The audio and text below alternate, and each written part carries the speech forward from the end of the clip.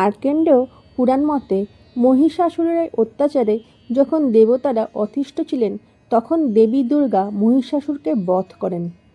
কিন্তু পরে শুম্ভ নিশুম্ভের অত্যাচারে দেবতারা ফের অতিষ্ঠ হন। তখন সকলে শিবের কাছে দরবার করেন। শিব আর পার্বতীর শরণাপন্ন হন। তখন দেবতাদের রক্ষা করতে মহামায়া এক দেবী মূর্তির জন্ম দেন। তিনি হলেন তারা।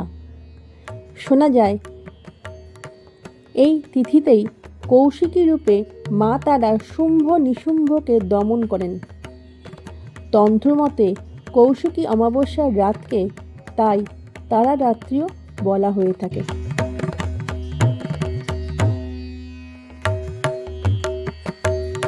Hi friends, welcome back to my channel. আজ আমি আপনাদের ঘুরিয়ে দেখাবো কৌশিকী অমাবস্যায় তারাপীঠ মন্দির এবং তুলে ধরব এই কৌশিকী অমাবস্যার মাহাত্ম্য।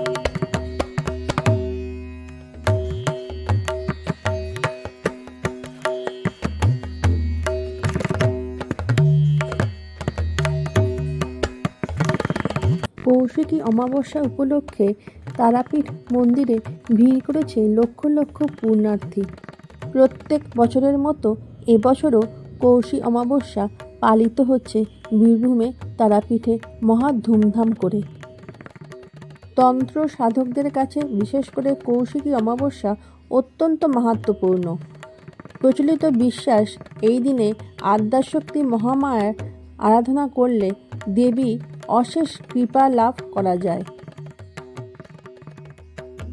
তারাপীঠে সাধক বামাখ্যাপা কৌশিকী অমাবস্যাতে সাধনা করে সিদ্ধি লাভ করেছিলেন। এই তিথিতে তারাপীঠে সারা রাত ধরে মা তারার বিশেষ পূজা করা হয়। হিন্দু ধর্মের পাশাপাশি বৌদ্ধ ধর্মেও কৌশিকী অমাবস্যার বিশেষ মাহাত্ম্য রয়েছে।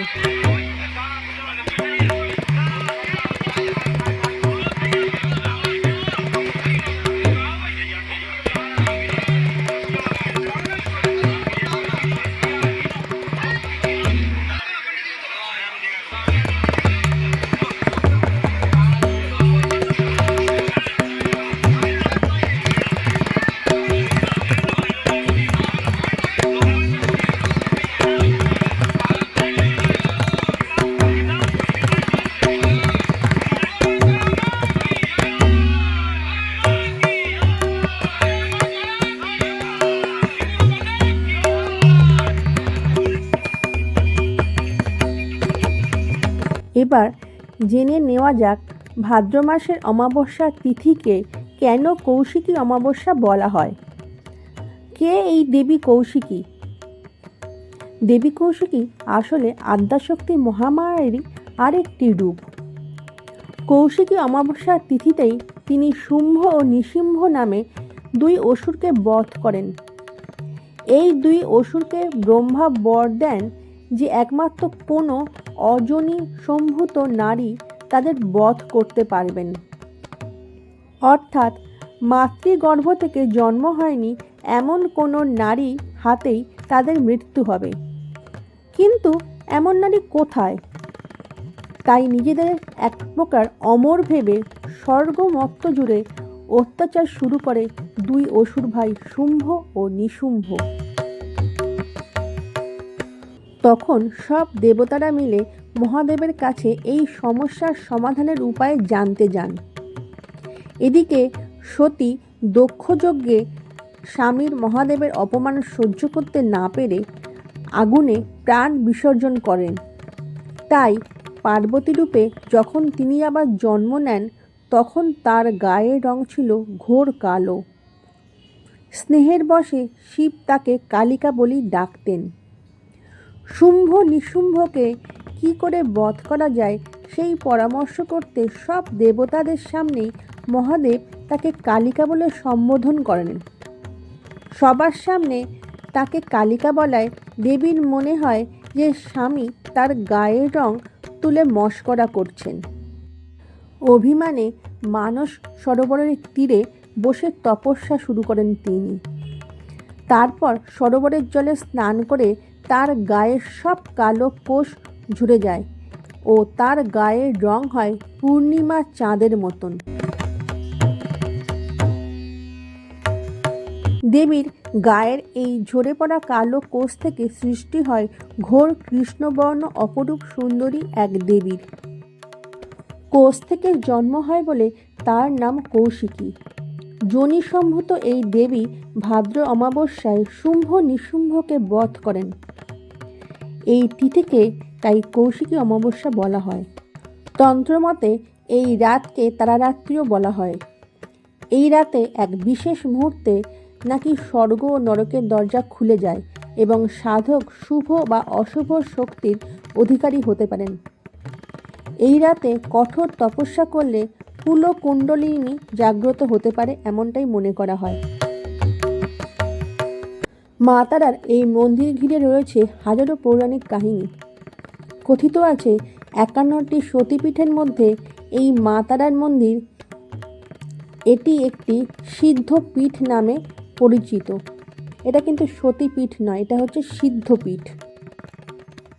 এই কৌশিকী অমাবস্যাতে দেবীকে সাদা ভাত, পোলাও, 11 রকম ভাজা, 5 রকমের মাছ, তার মধ্যে শোল মাছ অবশ্যই থাকে, চাটনি ও পায়েস হিসাবে ভোগ নিবেদন করা হয়।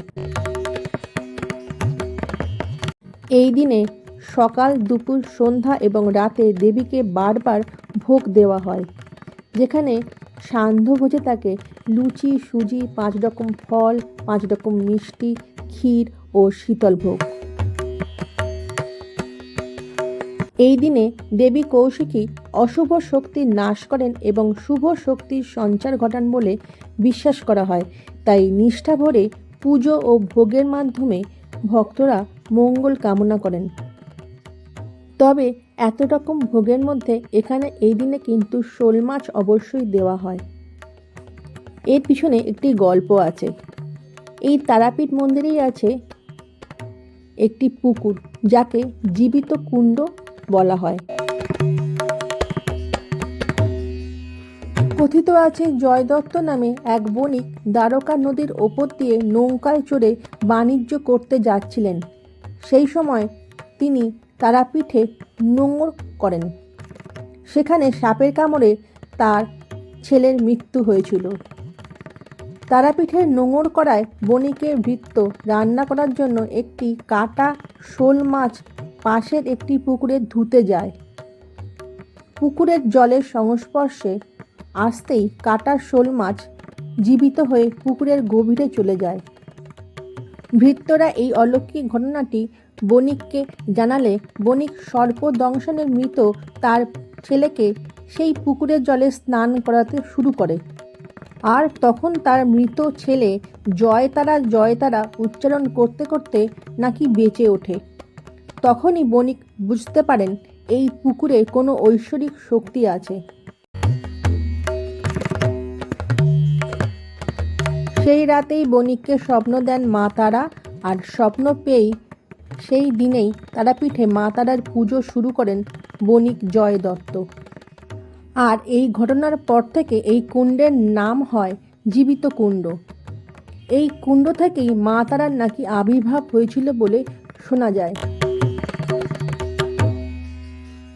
আবার অন্যদিকে এও শোনা যায় সাধক পামাখ্যাপা মা তারার দর্শন পাওয়ার জন্য দীর্ঘক্ষণ ধরে এই জলের মধ্যেই নাকি ডুবে থেকে তপস্যা করতেন। এছাড়াও কথিত আছে যে সকল মহিলারা সন্তান জন্ম দিতে পারেন না, সেই মহিলারা তারা মায়ের কাছে পুজো দিয়ে এই জলে স্নান করে মনস্কামনা করলে সন্তান জন্ম দিতে পারেন।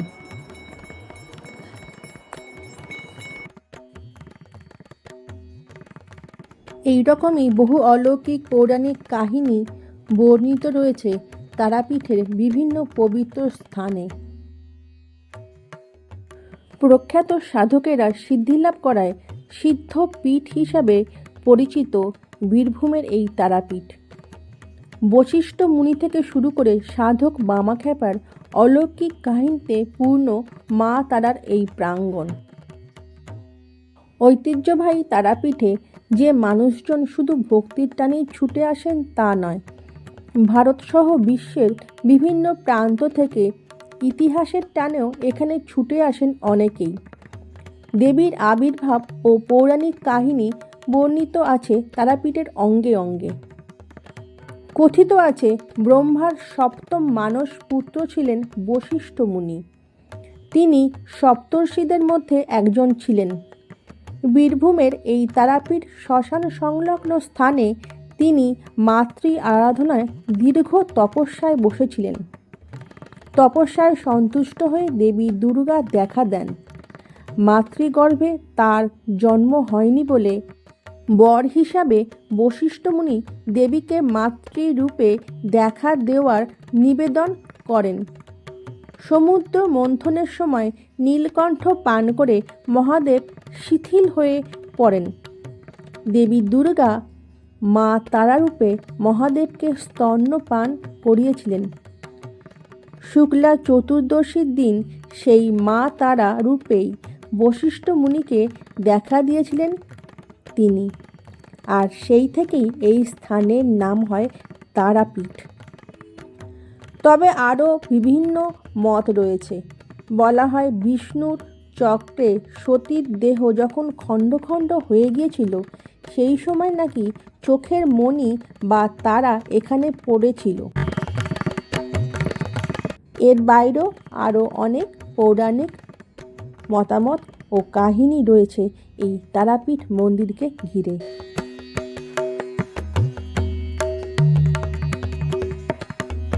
তবে বর্তমানে তারাপীঠে তারামায়ের মন্দিরটি 1818 সালে বীরভূমের মল্লারপুরের জমিদার জগন্নাথ রায় নির্মাণ করেন। এই তারাপীঠ আরও খ্যাতি লাভ করে পরবর্তীকালে সাধক বামাখ্যাপার ভক্তি ও অলৌকিক কাহিনী সমূহের মধ্য দিয়ে। 1837 সালে তারাপীঠ সংলগ্ন আটলা গ্রামে জন্মগ্রহণ করেন এই বামাচরণ চট্টোপাধ্যায়। এই তারাপীঠে দ্বারকা নদীর তীরে সাধনা করে তিনি সিদ্ধি লাভ করেন। তারাপীঠে মা তারার দর্শন করতে গেলে সাধক বামাখ্যাপার ভিটে অবশ্যই দর্শন করবেন একবার। কৌশিকী অমাবস্যার গল্প আজ এইটুকুই।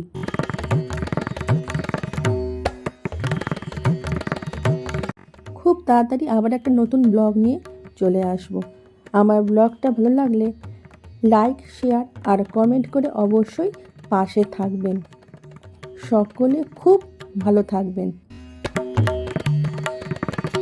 Bye bye.